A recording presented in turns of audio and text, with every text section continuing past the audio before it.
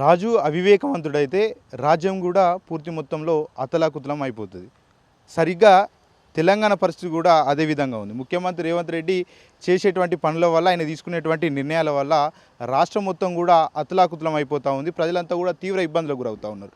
ఎందుకంటే ఒకవైపు నిర్మాణాలు చేయాల్సినటువంటి ప్రభుత్వం కూల్చివేతలకు సిద్ధమవుతూ ఉంది. ప్రస్తుతం మనం ఏదైతే ప్రదీప్ కన్స్ట్రక్షన్ వద్ద ఉన్నాం. ఇప్పుడు ఈ కన్స్ట్రక్షన్ సంబంధించినటువంటి అపార్ట్మెంటు రాష్ట్ర వ్యాప్తంగా పెద్ద చర్చకు దారితీసిందని చెప్పుకోవచ్చు. ఎందుకంటే ఈ మధ్య కాలంలో హైడ్రా అధికారులు కావచ్చు, ఇటు కలెక్టర్ కావచ్చు, మరోపక్క పోలీస్ అధికారులు కావచ్చు, రెవెన్యూ అధికారులు కావచ్చు, ఇక్కడికి వచ్చి దీనికి నోటీసులు జారీ చేశారు. కూల్చివేస్తామంటూ కూడా భయభ్రాంతులకు కూడా గురి చేస్తున్నటువంటి పరిస్థితి కనబడతా ఉంది. ఎందుకు ఈ అంశం మేము తెర మీద తీసుకొచ్చినామంటే, తెలంగాణ రాష్ట్రంలో మరీ ముఖ్యంగా హైదరాబాద్ నగరంలో హైడ్రా పేరుతోటి అరాచకాలు ఎక్కువగా జరుగుతున్నాయంటూ కూడా పెద్ద ఎత్తున వాదన వినిపిస్తూ ఉంది.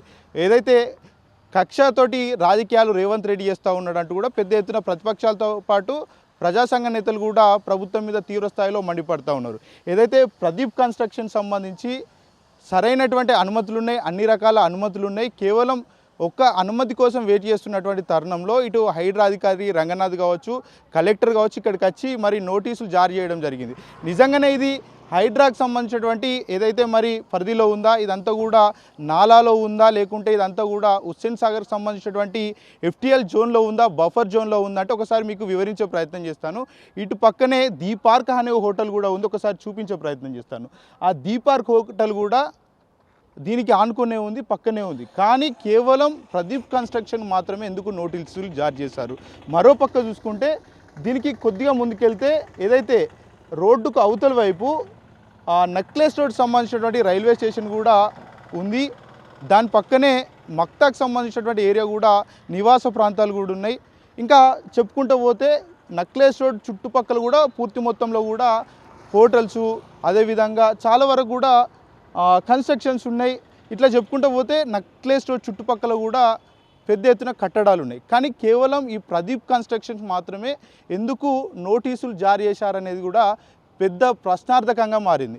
ఎందుకంటే దీని గురించి మనం చాలా పెద్ద ఎత్తున చర్చ జరపాలి. ఎందుకంటే తెలంగాణ రాష్ట్రంలో గతంలో ఏదైతే రేవంత్ రెడ్డి ఒక డ్రోన్ ఎగరవేసిండో, ఆ డ్రోన్ ఎగరవేసినటువంటి నేపథ్యంలో ఆ ఫామ్ హౌస్కి సంబంధించినటువంటి యజమాని ఎవరైతే ఉంటారో ఆ ప్రదీపు నా ఇంటి మీద పర్మిషన్ లేకుండా ఏదైతే మరి డ్రోన్ ఎగరవేశాడంటూ కూడా కేసు నమోదు చేశారు. అంటే కేసు పెట్టాడు. కేసు పెట్టినటువంటి నేపథ్యంలో పోలీస్ అధికారులు ఎంక్వైరీ చేసి ఆ తర్వాత అరెస్ట్ చేసి జైలుకు పంపించడం జరిగింది.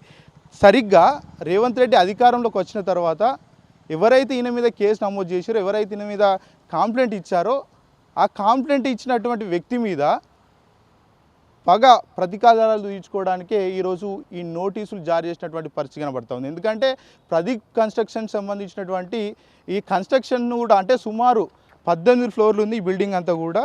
ఈ 18 ఫ్లోర్లు కూడా పూర్తి అంటే పెద్ద ఎత్తున కూడా నీలమట్టం చేయడానికి హైడ్రా అధికారులు సిద్ధమైనట్టు తెలుస్తూ ఉంది. కేవలం రేవంత్ రెడ్డి ఏదైతే కక్ష పూర్తిగానే ఈ విధంగా వివరిస్తూ ఉన్నాడంటూ కూడా చాలామంది చెప్తూ ఉన్నారు.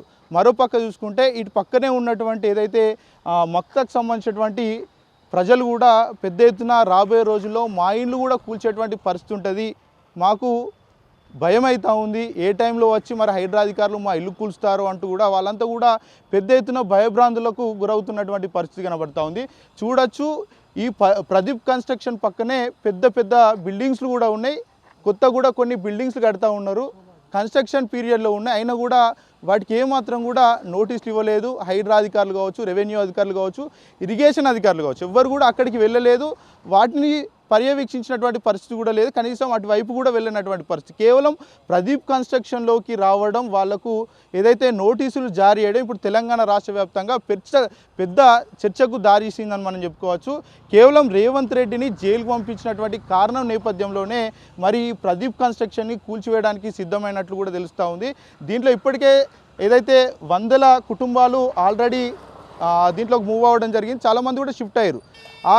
దీంట్లో ఫ్లాట్లు కొన్నటువంటి ఏదైతే వాళ్ళు ఉంటారో, కుటుంబ సభ్యులు ఉంటారో, వాళ్ళు కూడా చాలా ఆందోళన వ్యక్తం చేస్తూ ఉన్నారు. మీకేమన్నా పగలు ప్రతీకారాలు ఉంటే మీరు చూసుకోండి, కానీ మీకు కొన్నటువంటి ఫ్లాట్లు అన్ని పర్మిషన్లు ఉంటేనే మీ ఫ్లాట్లు కొన్నాం. ఈ ఫ్లాట్లు కొన్నటువంటి సమయంలో ఈ అపార్ట్మెంట్ను కూల్స్తామనడం సరైనటువంటి పద్ధతి కాదంటూ కూడా దాంట్లో ఉన్నటువంటి నివాసితులు కూడా చెప్తున్నటువంటి పరిస్థితి కనబడుతూ ఉంది. ఏది ఏమైనా రేవంత్ రెడ్డి ప్రధానంగా కక్షపూరితంగానే ప్రభుత్వాన్ని నడుపుతూ ఉన్నాడు అనేది కూడా చాలామంది చెప్తూ ఉన్నారు. ఈ ప్రదీప్ కన్స్ట్రక్షనే దానికి నిలువుటద్దం పడుతున్నటువంటి పరిస్థితి కనబడుతూ ఉంది. ఇటు మనం చూసుకోవచ్చు, ఏదైతే నక్లెస్ రోడ్డుకు సంబంధించి రోడ్డుకు మొత్తం ఇరువైపులా కూడా కన్స్ట్రక్షన్స్ ఉన్నాయి. ఏ కన్స్ట్రక్షన్ లేనటువంటి ఇబ్బంది కేవలం ప్రదీప్ కన్స్ట్రక్షన్ మాత్రం ఎందుకు వచ్చిందో ముఖ్యమంత్రి రేవంత్ రెడ్డి సమాధానం చెప్పాలంటూ కూడా చాలామంది అడుగుతున్నటువంటి పరిస్థితి కనబడుతూ ఉంది. ఒకసారి చూడొచ్చు, ప్రదీప్ కన్స్ట్రక్షన్ సంబంధించి సుమారు 18 ఫ్లోర్లు మరి కట్టినటువంటి నేపథ్యంలో ఇప్పటికే వందల మంది సంఖ్యలో ఇందులోకి మూవ్ అయినటువంటి పరిస్థితి కనబడుతూ ఉంది. ఈ నేపథ్యంలో ఈ మధ్య కాలంలో అంటే 3 ఏళ్ల కాలంలో ఎప్పుడూ మాట్లాడినటువంటి ఎప్పుడూ రానటువంటి అధికారులు ఇక్కడికి రావడం, దీనికి నోటీసులు ఇవ్వడం కూడా పెద్ద చర్చకు దారితీసిందని చెప్పుకోవచ్చు. ఎందుకంటే ఫాతిమా కాలేజ్కి సంబంధించి దానికి ఒక న్యాయం, ఇక్కడ ప్రదీప్ కన్స్ట్రక్షన్కు ఒక న్యాయం అంటూ కూడా చాలామంది అభిప్రాయం వ్యక్తం చేస్తూ ఉన్నారు. ఫాతిమా కాలేజ్కి సంబంధించినటువంటి యజమానికి రేవంత్ రెడ్డి భయపడతా ఉన్నాడు. ఇరిగేషన్ అధికారులు ఇప్పటికే మరి ఇది FTL జోన్లో లేదు, ఏదైతే మరి రివర్ బెడ్ పరిధిలో లేదంటూ కూడా ఇరిగేషన్ శాఖ అధికారులు కోర్టుకు తెలిపారు. మరోపక్క చూసుకుంటే ఇక్కడ ఇరిగేషన్ శాఖ అధికారులు ఇదంతా కూడా FTL జోన్లో ఉందంటూ కూడా చెప్తూ ఉన్నారు. పక్కనే ఉన్నటువంటి బిల్డింగ్లు కావచ్చు, కన్స్ట్రక్షన్స్ కావచ్చు, ఇవి కూడా FTL పరిధిలో లేవని చెప్తూనే మరోపక్క ప్రదీప్ కన్స్ట్రక్షన్ మాత్రమే FTL పరిధిలో ఉందంటూ చెప్పడం చాలా ఆశ్చర్యకరంగా మారినటువంటి పరిస్థితి కనబడుతూ ఉంది.